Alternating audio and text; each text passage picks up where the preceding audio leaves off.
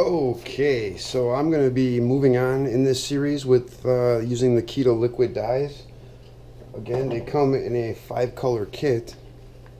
So they have these 5 dyes: brown, the blue, yellow, red, and black, in one liquid dye solvent-based kit.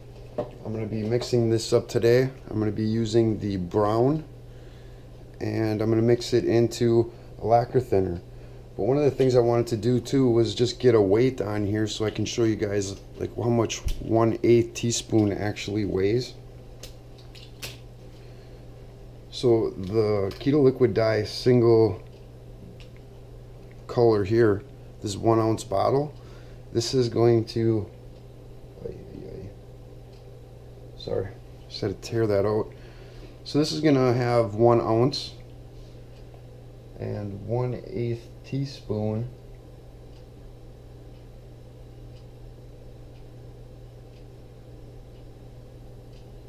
get a little more in there. So that's about, well, maybe I can get a little more. There we go. We'll try that. So that's about 0.7 grams. I hope that's showing up on the scale, or I mean on the camera. I'm going to take 4 ounces of lacquer thinner.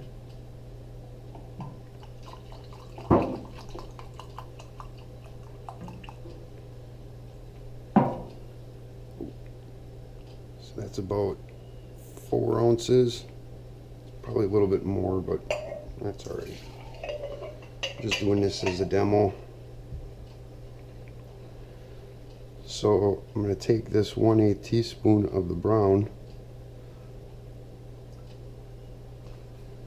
I'm just going to mix that in to this lacquer thinner.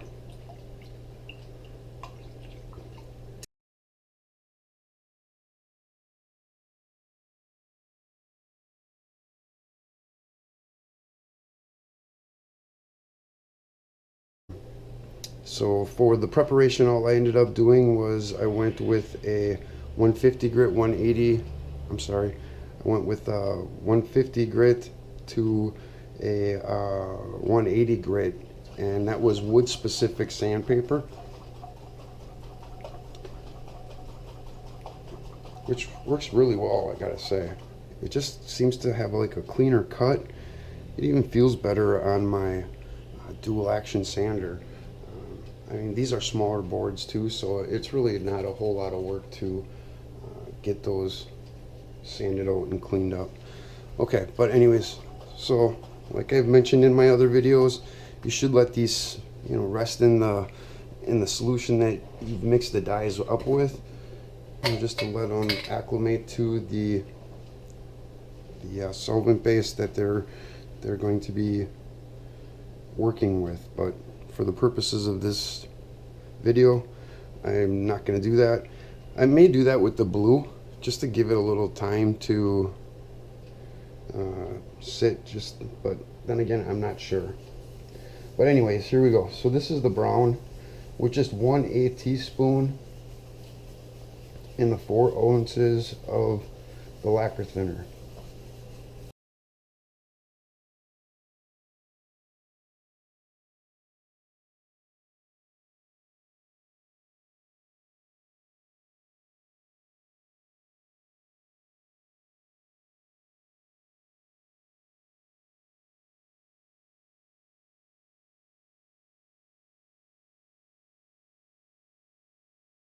So I'm just going to move this over to the side a little, and then I'm going to end up going on here with the maple.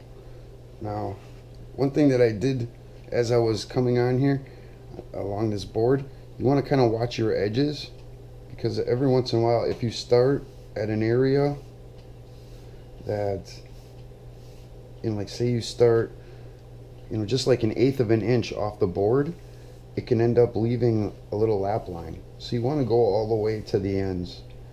And I ended up doing that on a couple spots on here, so it's just something to try to keep in mind as you're running over this.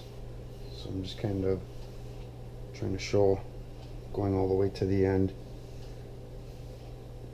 Okay, All right, so let's get on with this maple. I'll probably end up fast forwarding this as well.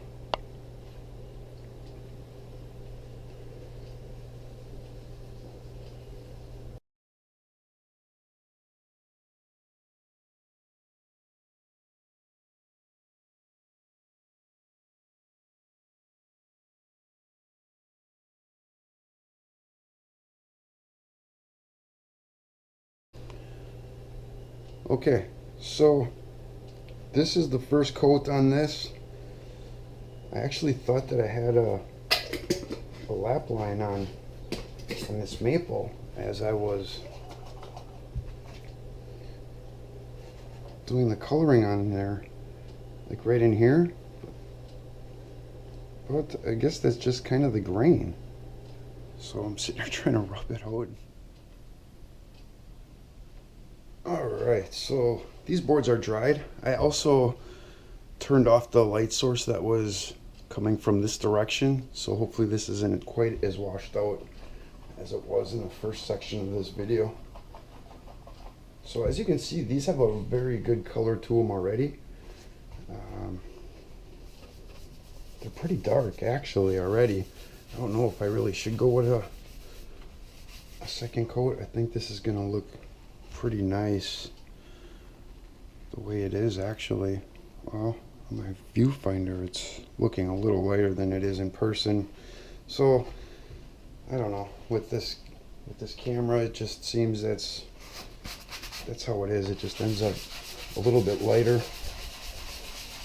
than what it actually is in person. But anyways, so what I'm doing here now is I'm just scuff sanding this.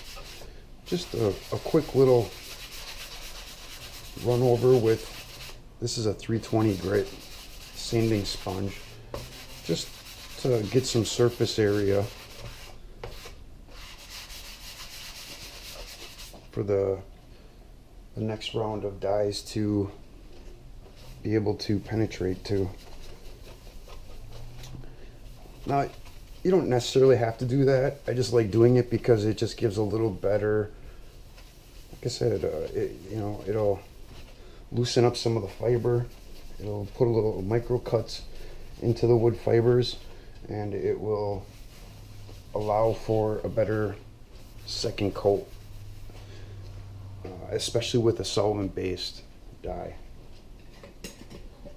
So with that said, let's get into this. And now I'm gonna saturate this pretty well.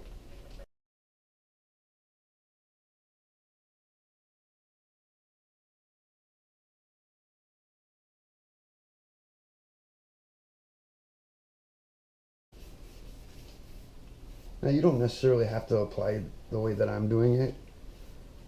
I have a smaller piece here, so it's easier. I mean, you can just saturate your cloth and, you know, just work directly into the piece.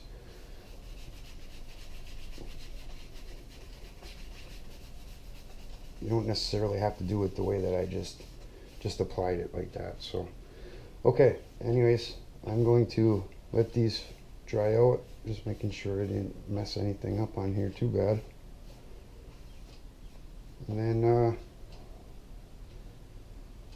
I'm trying not to do anything off camera, so it's pretty difficult, you know.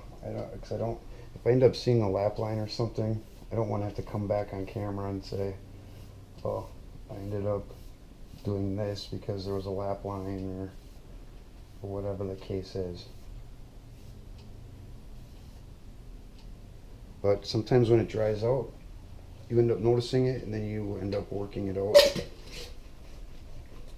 you know, as you go. So these will probably darken up quite a bit. With the liquid dyes, what tends to happen is after you end up applying your dye application, as these begin to dry out, they tend to get darker and darker and darker until they end up reaching their point. And, you know, they'll end up reaching their point, and then they'll stop darkening up, and, you know, then they'll just basically continue to fully dry out. So I'm gonna wait for that process to happen, and then I will come back and we'll put some top coating on here, and that'll be the brown liquid dye from Keda Dye. Again, this was 1/8 teaspoon, 4 ounces of the lacquer thinner. Alright, so I am back. Oh boy, for some reason this is just not showing up very good on the camera.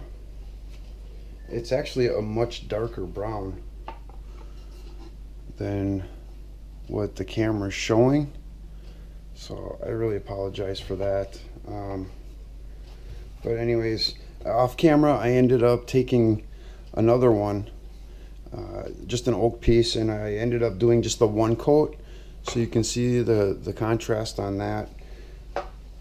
Actually, oh, this looks a little better now here, now that it's on the white. Huh.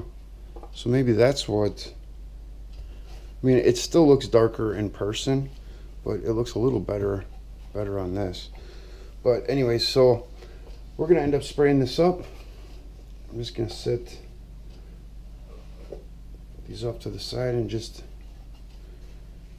do the one at a time again. And I will probably fast forward through this, sparing you guys a long wait. Alright, so again, I'm just using an acrylic. So let's get this thing done.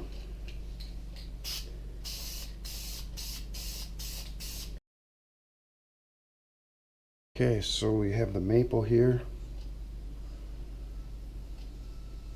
It's looking pretty nice, I gotta say. I really gotta say. It's looking pretty good. So I'm gonna set this off to the side. Actually, it's the color's actually not looking too bad on this either. But I'm gonna set this off to the side, and we'll get into the oak. So I'm just gonna take this, just a tack cloth here, just removing any excess debris. We probably did that with the maple too, really. Okay, so here we go with the oak.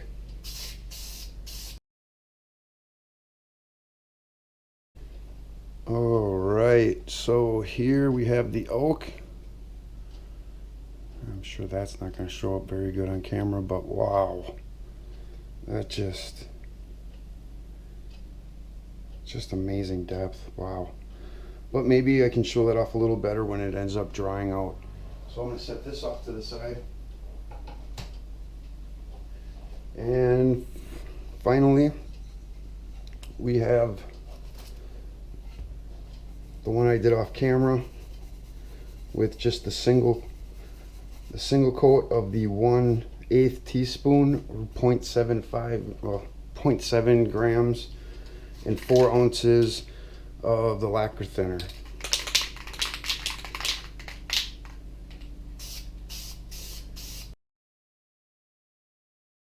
Okay, so we got that knocked out too. Man, it's just, wow, just incredibly beautiful. I almost like it better with just this one coat. Should have probably just did that, but well, that's why I did the second piece, so that way you can kind of look. And I think that after it ends up drying out, hopefully we end up having a nice color to it and stuff, and we can end up seeing. Now there is a little bit of a defect down here, that's just from the wood itself. But anyways, I'm gonna let these dry out. I'm gonna do probably 2 more coats over the top of this, and after this, you know, the second one, I'll probably do an in-between coat, but I'll follow up when I come back. So thanks you guys for watching. This is the final results using the Keda Liquid Dye solvent-based liquid dyes. This again was just a 1/8 teaspoon and the 4 ounces of the lacquer thinner. We did do the 2 coats on this one. This is the maple, this is on a maple, and I mean, it's not a true highly figured maple, it's just a part of a maple board that had some figuring on it. It looks pretty good. The color is actually a little bit darker in person. I mean, this is the Keda Dye bottle. I don't know how well that's going to end up showing up, but I mean, it is even darker than this bottle. So on the camera, it just looks a little lighter than what it actually is. But anyways, it's like a true, I shouldn't say true, it's like a walnut color. It's very, very, very, very, very good, close to walnut color. Anyways, moving on. So this is the oak. This is what the oak ended up turning out. The 1/8 teaspoon and the 4 ounces of lacquer thinner. It has a very nice depth throughout this grain here, and even some sections off to the side when the light ends up catching it in a certain manner.